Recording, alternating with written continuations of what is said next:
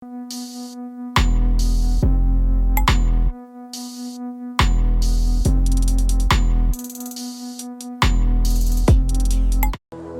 नाम, ये पंडित, हति पंडित, ये तो नाम ही हुआ।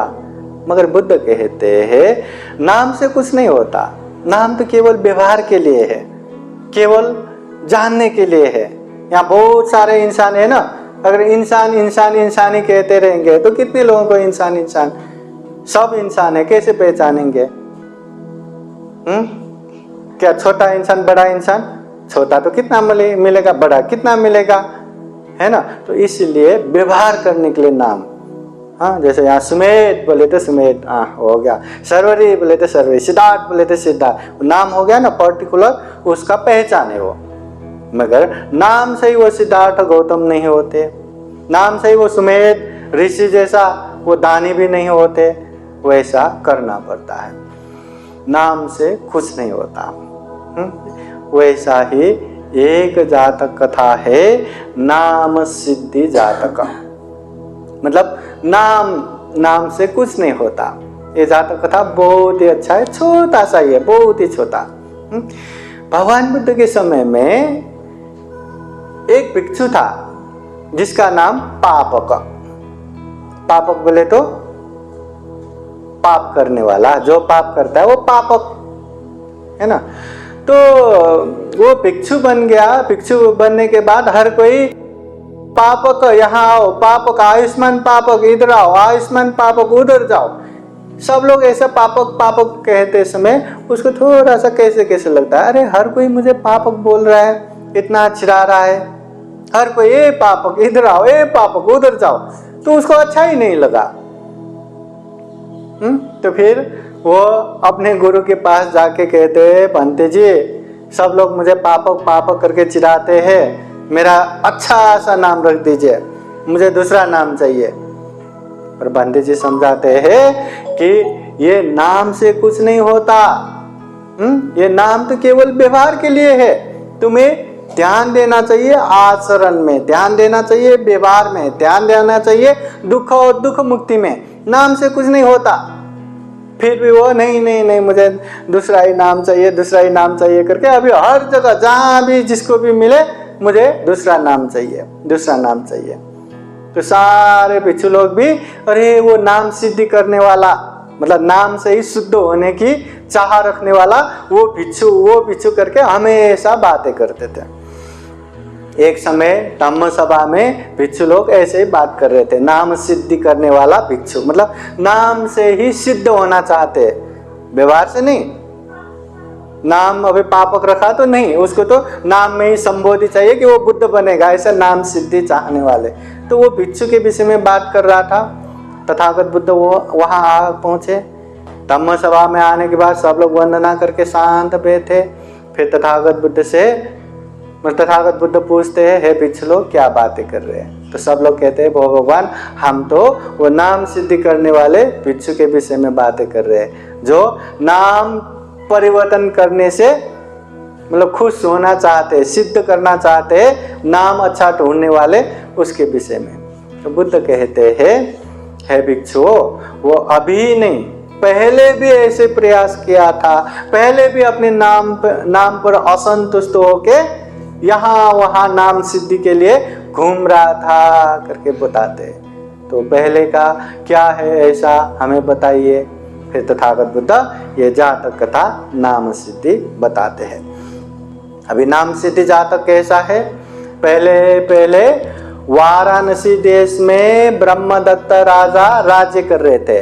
उस समय बोधिसत्व दिशापा प्रमुख आचार्य बोले तो दिशा विदिशाओं में एकदम प्रमुख सुप्रसिद्ध एकदम पहुंचे हुए एक आचार्य था। उनके पास 500 शिष्य रह के अनेक शिल्प विद्या अध्ययन करते थे। बहुत सारा शिष्य अच्छे से रह रहे थे। अब वही शिष्यों में एक शिष्य था जिसका नाम पापक। तो वो पापक को भी सब लोग यहाँ आओ पापक, वहां जाओ पापक, इधर जाओ पापक, उधर जाओ पापक, ये करो पापक, वो करो पापक, हमेशा पापक पापक पापक पापक बोलते हैं। तो उसको बिल्कुल अच्छा नहीं लगता। अरे सब लोग मुझे पापक बोल रहे हैं, क्या मैं ऐसे पाप करने वाला हूं क्या? हाँ, क्यों मुझे इतना पापक पापक बोलते हैं? मेरे नाम ही अच्छा नहीं है, मुझे ये नाम चाहिए ही नहीं, अभी मैं नया नाम रखूंगा। वो गुरुजी के पास गया। गुरुजी, सब लोग मुझे पापक पापक करके बहुत चिढ़ाते हैं, यहाँ आओ पापक, वहां आओ पापक, ये करो पापक, वो करो पापक, सब लोग बोलते हैं पापक पापक, मुझे अच्छा ही नहीं लगा। तो क्या करना चाहते हो? गुरुजी पूछते हैं। तो वो कहते हैं मुझे अच्छा सा एक नाम दो। तो गुरुजी भी ठीक है, जाओ घूम के आओ, जो अच्छा नाम लगा वो लेके आओ, मैं तुम्हें वो नाम रख दूंगा। ठीक है करके वो भी रास्ते में खाने का सामान लेके, जो लगता है वो सामान लेके गांव नगर घूमने के लिए गया, नया अच्छा खासा नाम ढूंढने के लिए। चलते चलते चलते चलते वो नगर की तरफ पहुंचने ही वाले थे कि वहां एक जन मरा हुआ था। उसको 4 लोग कंधे में बिछा के, कंधे में लेके मसान की तरफ लेके जा रहा था। मसान में कितने कितने लकड़ियों में रख के जला रहा था। तो वो भी देखता रहा कि एक इंसान मर गया, सारे लोग रो रहे हैं, हाँ, सारे लोग मिलके वहां जला रहे हैं। तो ये देख के वो भी गया और लोगों से पूछने लगा, क्योंकि उसको नाम चाहिए था। अरे वो जो इंसान मर गया ना, वो कौन है? तो कहते हैं उसका नाम जीवक। जीवक बोले तो हमेशा जीने वाले, जो जीते रहने वाले। तो वो कहता है अरे वो तो जीवक है, हमेशा जिंदा रहने वाला, वो भी मर गया। तो लोग कहते अरे कैसे मूर्ख है, जीवक भी मरता है, अजीवक भी मरता है, नाम से क्या होगा, तू मूर्ख है क्या? फिर वो अच्छा जीवक भी मर गया, तो थोड़ा सा निराश हो गया, नाम में, नाम से ही कुछ नहीं होता। फिर गया वो शहर के तरफ, नगर की तरफ, अंदर गया। अंदर गया, वहां एक सेठ ने एक दासी रखी थी, और वो दासी हमेशा बाहर जाके काम करके पैसा देती थी। मगर उस दिन काम करने गए, पैसा नहीं मिला, तो मालक को पैसा नहीं दे पाया। तो मालक ने भी क्या, सबके सामने तमाशा करके दे दनादन मार रहा था, बहुत ही मार रहा था। तो ऐसे बाहर मार रहा था, तो सब लोग वहां देखने के लिए बैठ के, तमाशा जैसा हो गया। तो ये भी पापक भी वहां जाके देखने गया, और जाके किसी से पूछता है अरे क्या हो गया? अरे वो आज का काम का पैसा नहीं दे रहा है ना, इसलिए मार रहा है। अच्छा अच्छा, वो महिला का नाम क्या है? तो कहते हैं उसका नाम धनपाली। धनपाली बोले तो जिसके पाँव में धन रहता है। तो वो कहता अरे धनपाली भी पैसा नहीं दे पाया, धनपाली भी पैसा न दे पाने के लिए मार खा रही है। तो कहते अरे धनपाली भी निर्धन होता है, और धनपाली भी गरीब होता है, नाम से क्या होगा, तू मूर्ख है क्या? तो ये सुन के थोड़ा ज्यादा ही निराश हो गया, नाम से कुछ नहीं होता लगता है, करके थोड़ा सा वो नाम नया ढूंढने के थोड़ा वो पसंद नहीं आया। फिर वहां से चलो करके वो नगर से बाहर आया। जैसे नगर से बाहर वो रास्ते में आ गया, एक इंसान ऐसा देख रहा था, यहाँ जाओ वहां जाओ, किधर जाओ, ऐसा वैसा, एकदम वो क्या करूं जैसा हो रहा था। तो उसके पास जाके अरे भाई साहब क्या हो गया? अरे क्या बताऊं, मैं कहाँ से आया, कहाँ जाना था, मुझे भूल ही गया, मुझे कहाँ जाना था भूल ही गया, मैं रास्ता नहीं ढूंढ पा रहा हूं।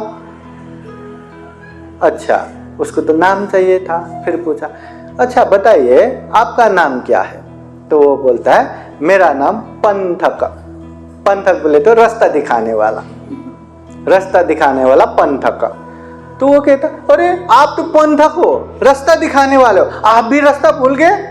तो वो कहता अरे मेरा तो नाम ही है ना पंथक, पंथक भी रास्ता बोलता है, अपंथक भी रास्ता बोलता है, नाम से क्या होगा? तू मूर्ख है क्या? ये सुन के अच्छा, ये नाम से कुछ नहीं होता। फिर वो वहां से सरासर अपने गुरु के पास गए और गुरु जी के पास जाने के बाद गुरु जी, हाँ बोलो कौन सा नाम लाए, कौन सा नाम रखूं? तो वो बोलते हैं, वो गुरु जी रहने दो नाम। हाँ, मैंने जो जीवक है, हमेशा जीने वाले जीवक, वो भी मरते हुए देखा। जिसके पाँव में पैसा रहना चाहिए, वो धनपाली, उसको भी पैसा न देने की वजह से मार खाते हुए देखा। जो रास्ता बतलाने वाला पंथक, वो भी पथ भ्रमित होके बैठा हुआ देखा, रास्ता भूल के बैठा हुआ देखा। इसलिए ये नाम अभी मुझे नहीं चाहिए, ये पाप की ठीक है। तो इस समय ये एक गाथा, ये जातक कथा में आता है, जीवकंच मतंग देस्वा धनपालंचिदुगतं पंथकंच वने मूलुहं पापको पुनरागतो। जीवकंच मतंग दिस्वा, जीवक को मरते हुए देखा, जीवक जो हमेशा जीने वाला। फिर धन पालंची दुर्गतंग, धन पाली पैसा न दे पाने की वजह से दुर्गति हो पड़ा है, मार खा के बैठी है।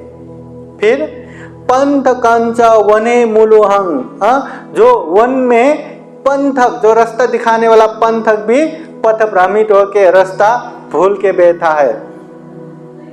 पाप को पुनरागतो, ये सब देख के वो पापक अपने जगह पे आ गया। ये पापक जो नाम सिद्धि, नाम से ही अच्छा होगा, ये मेरा नाम अच्छा नहीं करके यहाँ वहाँ भटकने वाला भी अपने रास्ते पे आ गया करके यहाँ ये बताते हैं। तो ये जातक कथा को बताते हुए तथागत बुद्ध कहते हैं, तदा नाम सिद्धि को इदानीपि नाम सिद्धि को, उस समय जो नाम सिद्धि के लिए यहाँ वहाँ भागने वाला जो पापक है ना, तो अभी के जो नाम सिद्धि के लिए भागने वाला यही पापक है।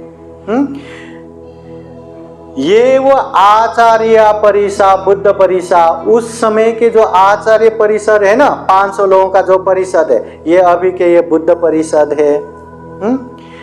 आचार्योपन अहमेवाति, उस समय के जो आचार्य है वो तो मैं ही हूँ, वो तो बोधिसत्व ही है करके तथागत बुद्ध ये जातक कथा समापन करते हैं।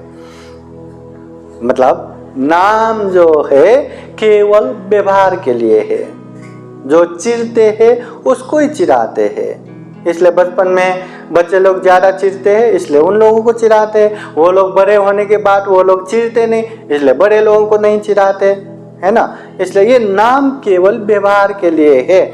नाम पापक रखने से कोई पापी नहीं रहता, नाम जीवक रखने से वो हमेशा जीते नहीं, नाम धनपाली रखने से वो धनवान नहीं बनते, नाम पंथक रखने से वो रास्ता का ज्ञाता भी नहीं बनता, नाम संबुद्ध रखने से वो बुद्ध भी नहीं बनता। नाम केवल व्यवहार मात्र के लिए है। अच्छा बनना है, बुरा बनना है, ये हमारे व्यवहार में ही निर्भर है। हम जैसा करेंगे वैसा ही हम बन जाएंगे। जितना अच्छा हम बनेंगे, अच्छा करेंगे, उतना लोगों को भी लगेगा कि ये अच्छा इंसान है। हाँ, हम केवल दिखावे में नहीं, सही रूप में अच्छा बनेंगे तो धीरे धीरे सब लोग उसका मान प्रतिष्ठा आदर गौरव करने ही लगेंगे।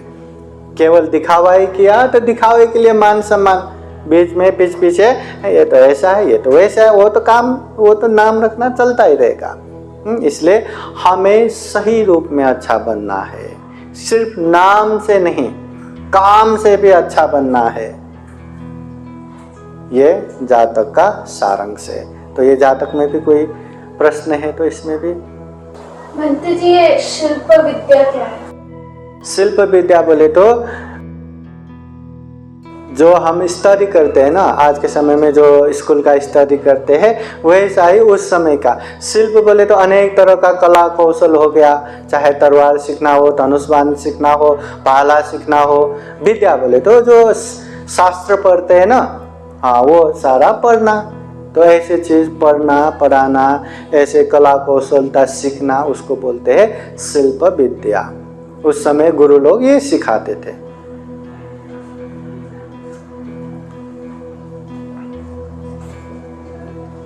और कुछ पूछना है तो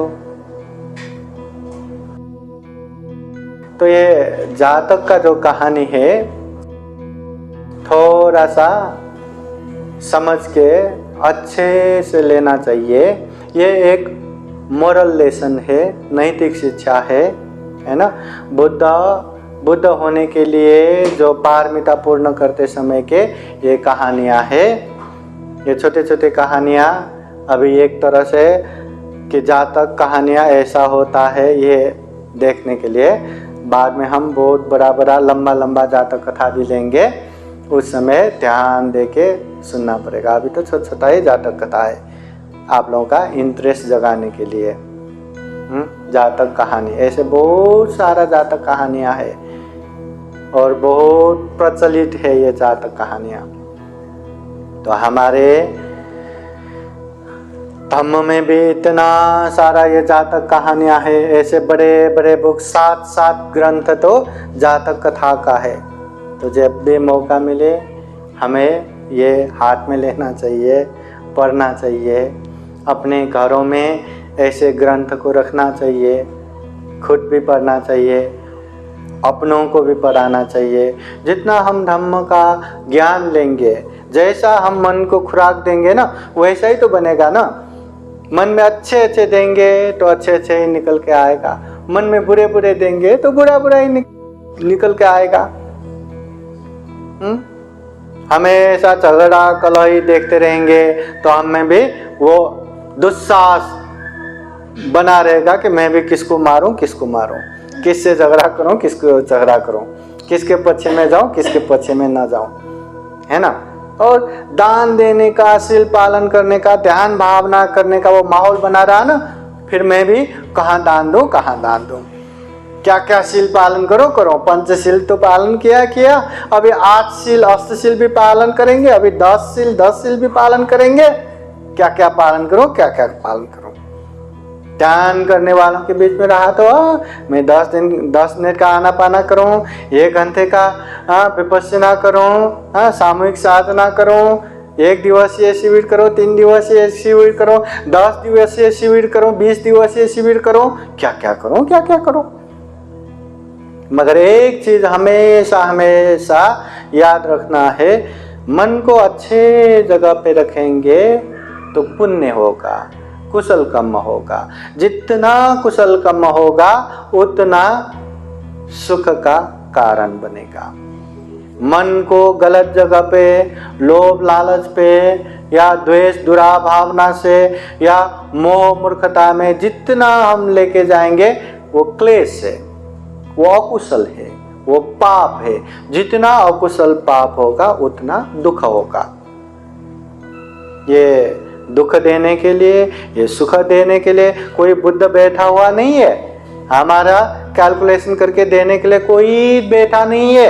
ये प्रकृति का नियम है। हम अच्छा करेंगे तो अच्छा आना ही है, हम बुरा करेंगे तो बुरा आना ही है। हमारा चित्त का तरंग भी वैसा ही बनता है।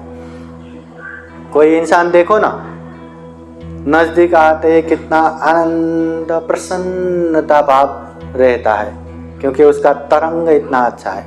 और कोई आने के बाद कितना भयावह जैसा, कितना कैसा माहौल बनता है, डरावना जैसा, क्योंकि वो करता ही वैसा है, उसका तरंग ही वैसा बना है। मारने वालों का तरंग वैसा ही है, अहिंसा में रहने वालों का तरंग वैसा ही है, ध्यान करने वालों का तरंग वैसा है। दूसरे का तरंग अलग है, सबका अपना अपना तरंग है। जैसे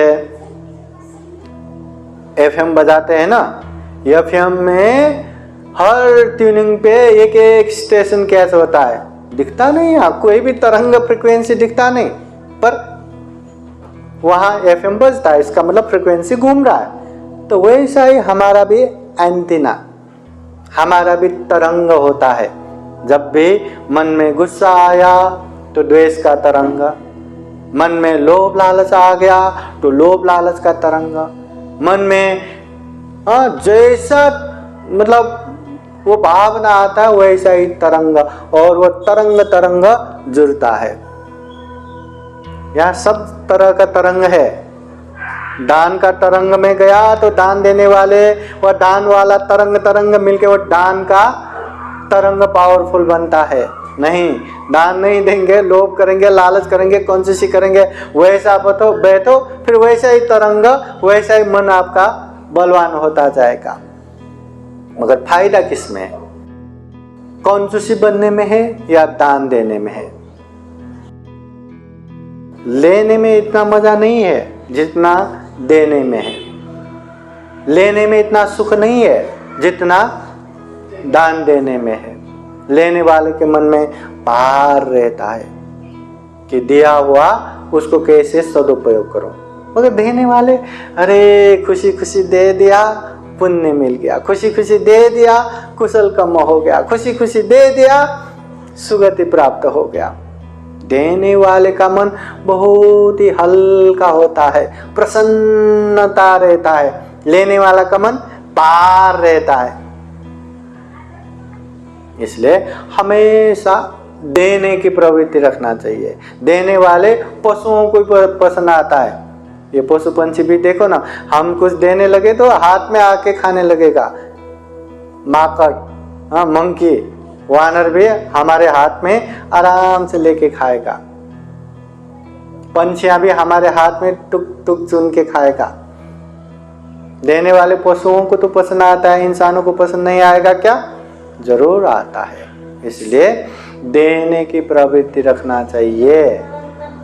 देने में जितना सुख है उतना लेने में नहीं है। इसलिए हमेशा मन के तरंग को अच्छा बनाना चाहिए।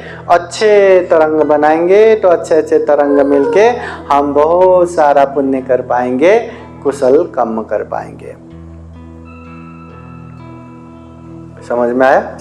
हाँ, तो आज इतना ही। साधु साधु साधु। बुद्धं नमामि, बुद्ध को नमन करता हूँ।